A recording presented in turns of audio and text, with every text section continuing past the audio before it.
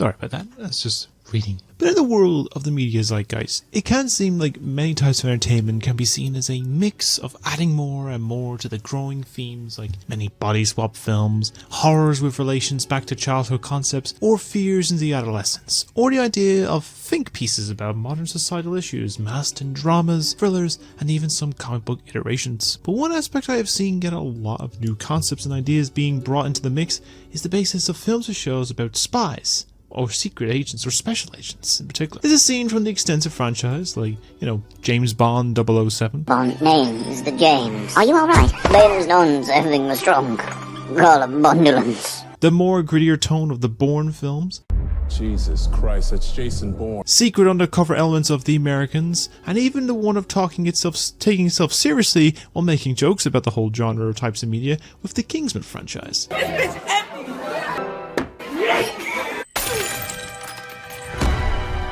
And this is where we see ourselves today, talking on the new film from the director of that franchise of films, as a new film of unique concept approach, and this is known as Argylle. Now, this is unique in the form that is based on the growing aspect of adapting a concept of a book, series, video game, and even the likes of stories from Twitter. One that worked, and one I would wish never was made. But in this case, it is based on a book that only released at the beginning of this year by an author known as Ellie Conway, with some even saying that this is the writing of the music superstar of Taylor Swift, but the verdict is still out on that one. And this is a novel morphed into a film about espionage, twists upon twists, odd choice haircuts, and even an adventure with a cat. See the cat right there? Yeah, it's him. But the question is remaining wondering, is if this film is any good? Well, I can say, to me personally, I found it as an enjoyable watch, and has some things that I like for it to be a good film to me. It does have its issues, of course, in some of the most recent spy films, but this director's made, but I will delve into them more when I get into this review.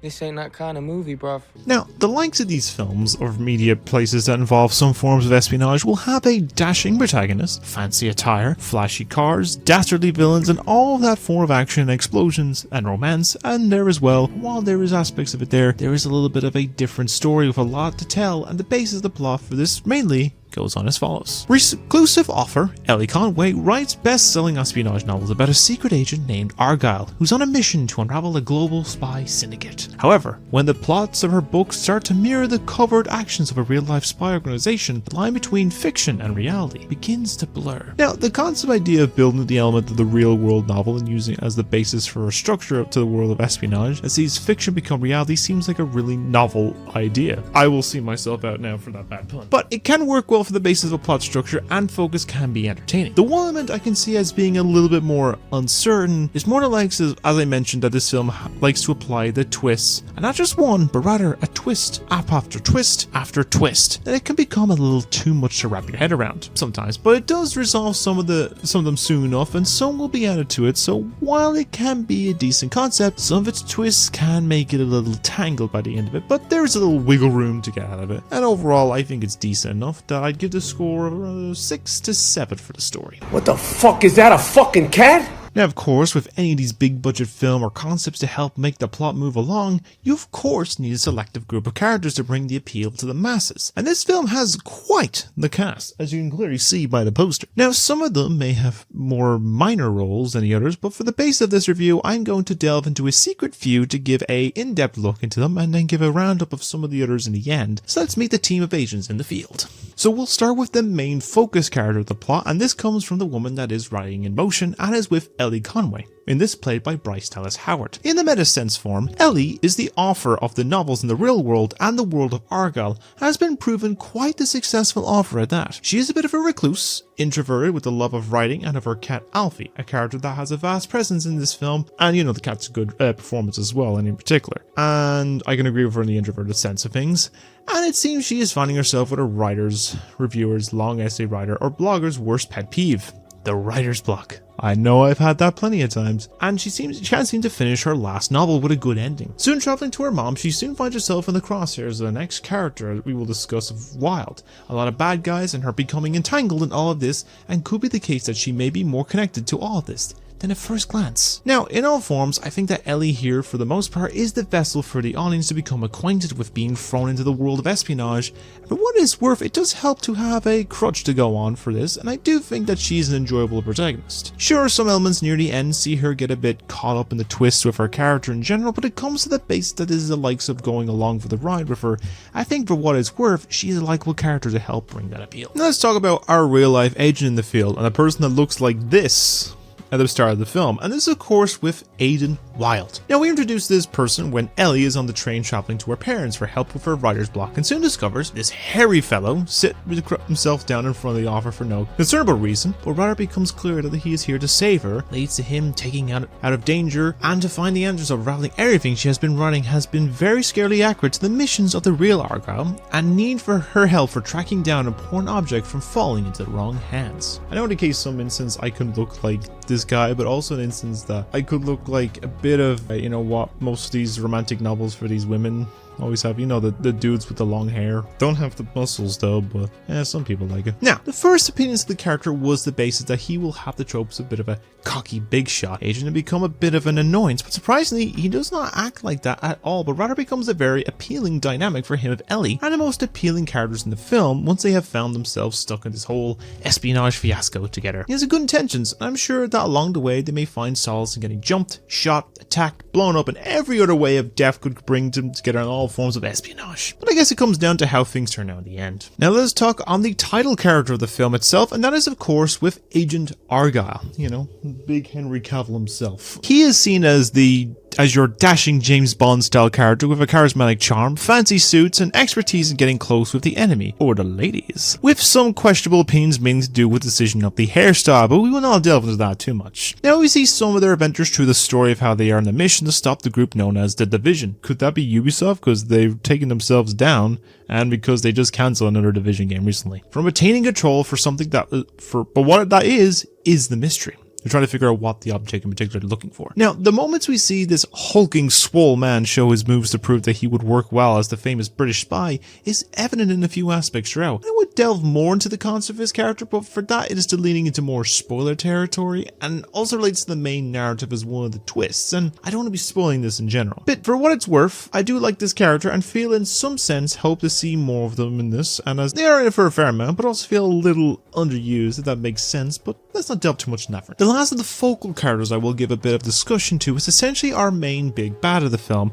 and that is with the Division director, Ritter, who's played by Bryan Cranston. Now, we have seen the basis of a man that wants total control of the entire globe and will stop at nothing to make sure that this is what he gets, no matter who he may have to take out or kill to do so. Now, he has some presence, but then again, he also doesn't appear that much for a fair bit of the start of the film. Once I say we are brought into the proper real-world espionage is when they start to make a presence more known, and again, I just don't want to delve into much of this, as if I do, it'll go into spoilers. I realize it's going to be a fair bit of this film is difficult to talk about without trying to give spoilers, but I will try my best to do so for this particular reason. But I think that he's serviceable as an antagonist and does his job and acts well. Could have given a bit more to do in the story, but with many twists, serviceable works just as well. Now, these I would like to say are some of the bigger players of the film, but there is a select few others that I want to touch on as much as I can with some opinions on their characters and give each some quick thoughts on these players. So we'll start with the agent's partner in crime with Wyatt, and this played by John Cena. And now he would be the equivalent of Q for Argylle as a form of a tech and hacker form, but would also be fine with getting his hands dirty for breaking bones and bruising baddies. I mean, dude's jacked. Probably compared to both of them, they're very two buff men. They probably have romantic interest between each other. Compared to Argylle, he has a more minor presence, but is a tolerable amount. I would wish he was in it more, but maybe in some possible continuations we could see more of them, but I guess we'll have to see how that turns out. Now next in this group of minor characters discussion is with Ellie's mom, Ruth, and is played by Catherine O'Hara. Ruth is one that would be the biggest supporter of his daughter's novels, but is also the cause for Ellie's writer's block due to the likes of her feeling the ending is not that great or feels inconclusive and leaves too many unanswered questions, which may seem suspicious,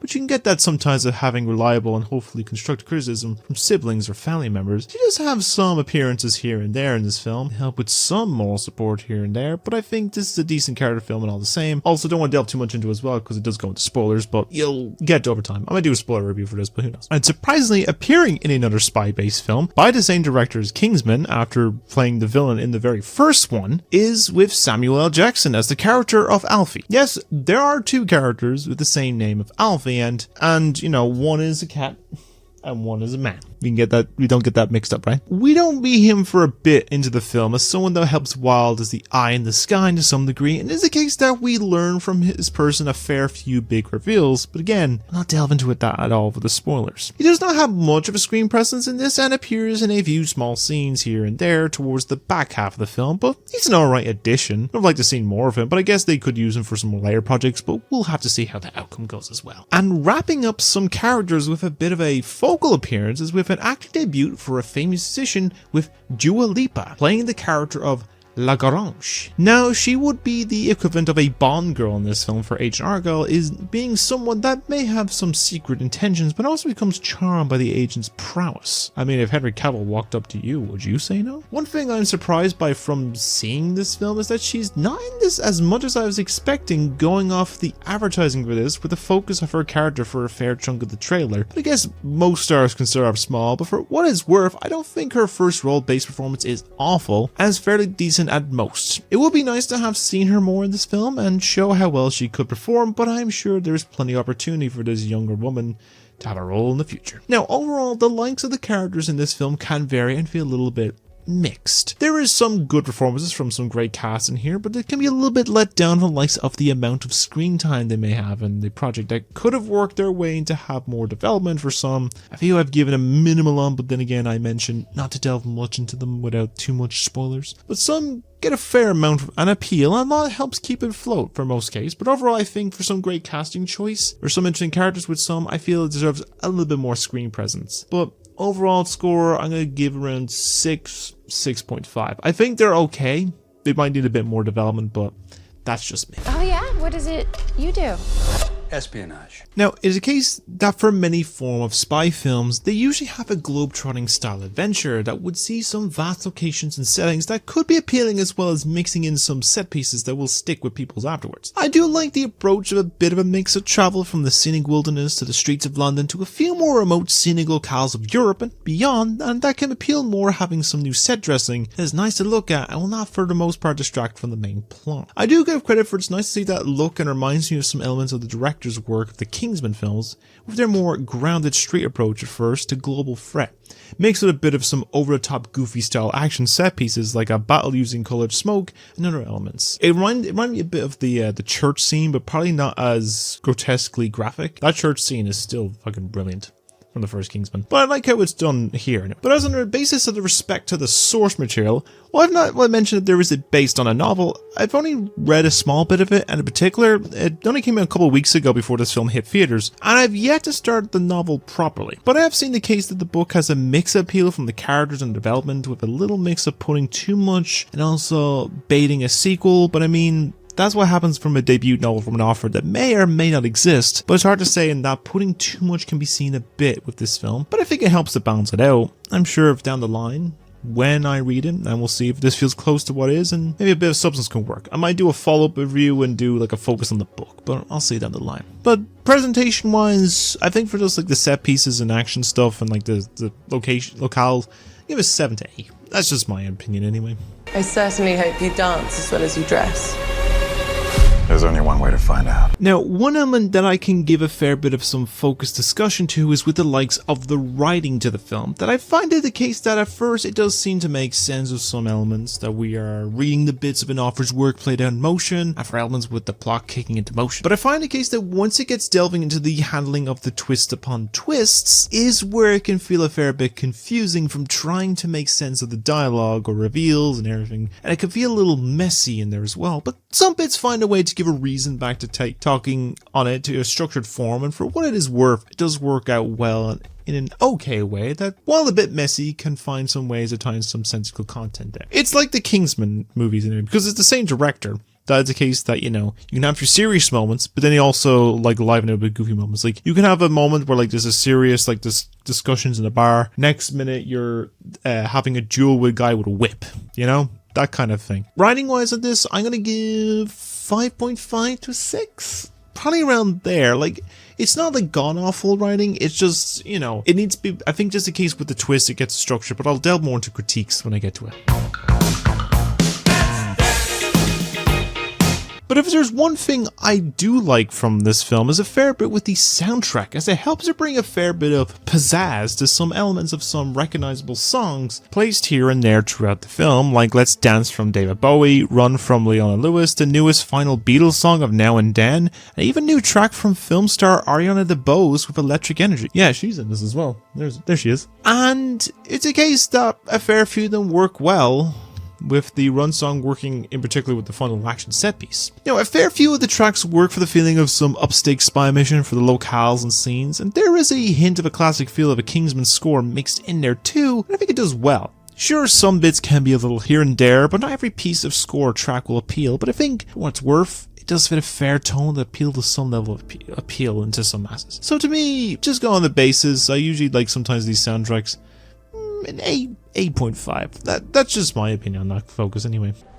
God, I hate that cat. Now, of course, like a lot of films and projects, there is always going to be some issues and complaints come from these projects, and this film, of course, is no exception, with it, of course, having its own issues that could have been improved, my own opinion, of course. Others may have their own opinion for it too, and I've followed a fair few people who have seen this movie and given it sort of mixed results, some positive, some negative, and respect their own opinions as well in particular. Like, this is my own opinion, so I respect theirs as well, so, you know, take it or what you will in these things, but I'm going to give my own complaints to the point here now. So, I'm going to combine both story and writing into one particular, because both of them I want to put together as they have a mix of two aspect issues that I would have with this. It comes to the element of the twist upon twist concepts. The idea of the story is really interesting, and some of the writing helps to make it appealing and work in that favor, that it can be a bit mind-numbing to try and get your head around all of the twists at once, as they had a new one shortly after the most recent one. They had a few more here and there, but sometimes work and sometimes can be a bit of whiplash kind of thing, but also a case of just, you know, some will be resolved and some basically add on to it and makes it more confusing. If you had a bit of time to structure out the ideals of the twist better, it may help it that slight bit more. But when making a concept like this, it is bound to become muddled with the ideas buried under the interesting concepts, so you take what you will. So next on wise is characters. It's mainly on some elements. It does have the effect that some characters, like I mentioned, are a bit of a mixed bag, with a mixed amount of screen time from people getting good performances out of it in the length of performance they have. Some that I feel could have gotten more screen time. Someone I would elaborate on, but then again, I don't want to spoil it to the points of this review. Just in particular, I want to keep most of the time with these reviews, I want to keep them spoiler free. Unless I think something is really bad, then I will do like a full spoiler one on it. I feel some could have gotten more of a presence, but it's not too many of them with this issue. So it's not fully all of them. Just some might need a bit more screen time and some are decent screen time. That's just what I'm saying here anyway. And next wise is presentation. I feel a little bit of the elements I would bring down a bit is the elements of the runtime and maybe on some elements of the set pieces. Now, first on the runtime. The film can be a lot to balance, especially in the light of the amount of content that you're placing in the project, that it can be a lot to tackle. Even in a film that is under 2.5 hours, that is a lot to still wrap up in that element of time. So it can be, some things can be rushed and some given more focus than others. But, you know, in case, I don't know whether or not if like you took bits out and made it slightly shorter, or if you added more time onto it. I don't know what basis of that would work, but I'd have to delve into it more. But as on the set pieces, it comes to the effect that some elements work, like the opening scene, the train escape, and some elements of the end of the film that I feel maybe one other one in the middle, maybe added to it, could have added more. I know there's about 4 or 5 set pieces throughout the film. Maybe it's another one I kind of want a bit of flair, like the ending battle ones. Like there's two elements in that ending one that's really entertaining, but it still is a fair amount of action pieces that maybe only add a little substance to it. For just, it's maybe a small nitpick in that capacity, maybe in the middle one, but I don't know. And then lastly, just in the case with music, it's mainly just a small nitpick, but some tracks can be here and there, but is not a major complaint in the likes of the music, as some